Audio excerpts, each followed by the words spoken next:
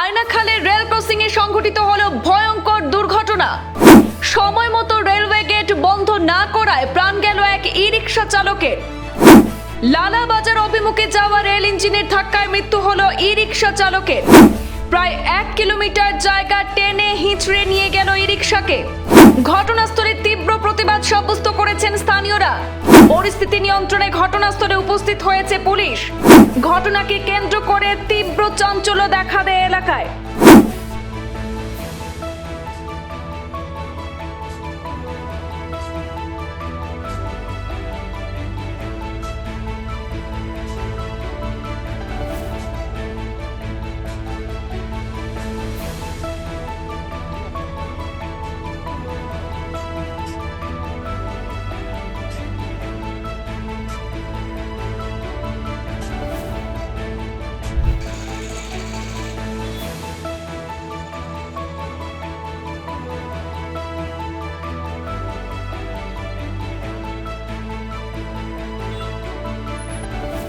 এই মুহূর্তের একটি বিগ ব্রেকিং জানাচ্ছি দর্শকদেরকে। হাইলাকান্দি থেকে এই মুহূর্তের একটি চাঞ্চল্যকর খবর।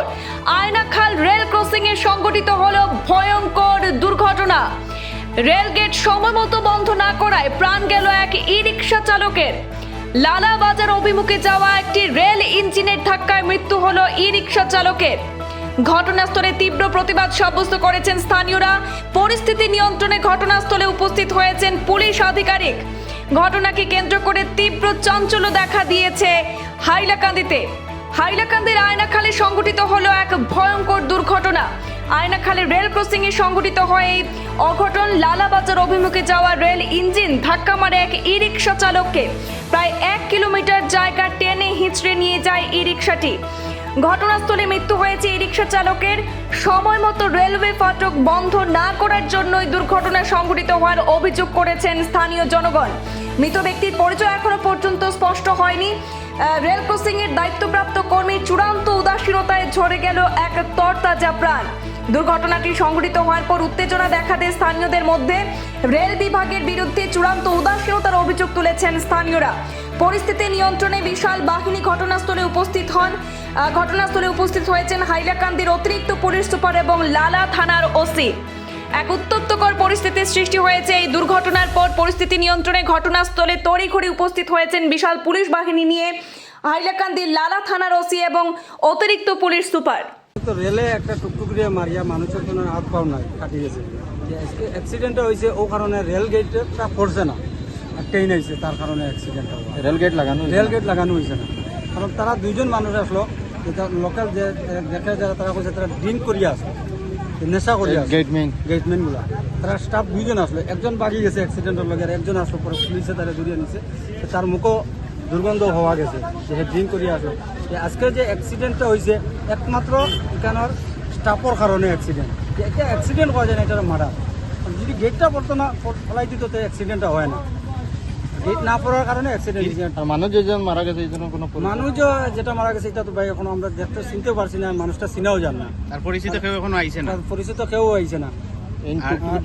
টুকটুকি ড্রাইভার না প্যাসেঞ্জার পাওয়া যায় না। রেলের আগে খালি টুকটুকি একটা দেখা গেছে, প্যাসেঞ্জার না ড্রাইভার এটা তো কিছু করা যান না। নিচে ড্রাইভার হইব, কারণ আর তো মানুষ নাই, কারণ হেও আর টুকটুকিও হেও নিচেও ড্রাইভার হইব। ট্রেনের ইঞ্জিনটা কোন দিক থেকে আইছে? ট্রেনটা আইছে হাইলাকান্দি থেকে আইছে, লালামুকা যাইব। আচ্ছা, ইঞ্জিন গাড়ি। এই জায়গাটার নাম যে জায়গা ঘটনা হইছে, নাম হলো আয়নাখাল তিমুকা। ও রেল গেটের সামনে হইছে। ও রেল গেট হইছে আয়নাখাল তিমুকা। এর আগে 1 কিলোমিটার আগে একটা আছে, 1 কিলোমিটারের ভিতরে দুইটা রেল করছে।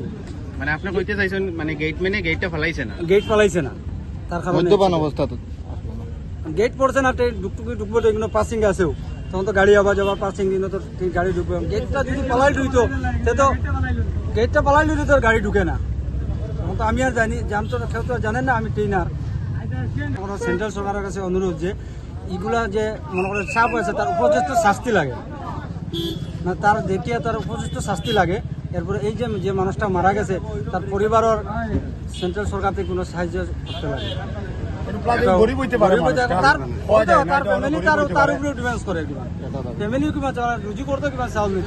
আমার মতো গরিব হইতে পারে। বর্তমানে এখানে প্রশাসনের মানুষ আইছে নি? এখানে প্রশাসনও আইছে, কিন্তু তো লালা হাইলাকান্দি প্রশাসন, রেল ডিপার্টমেন্টের কোনো মানুষ তো আইছে না, কখনো আইছে না। কিন্তু ওটা আমরা আরো আগে একটা অ্যাক্সিডেন্ট হয়েছে, যে রেল ডিপার্টমেন্টের অ্যাক্সিডেন্ট হওয়ার পরে যে রেলের মানুষ আইতে আইতে বিকাল হয়ে যায়, কিন্তু রেল ডিপার্টমেন্টের পুলিশ ফটাফট আয় না।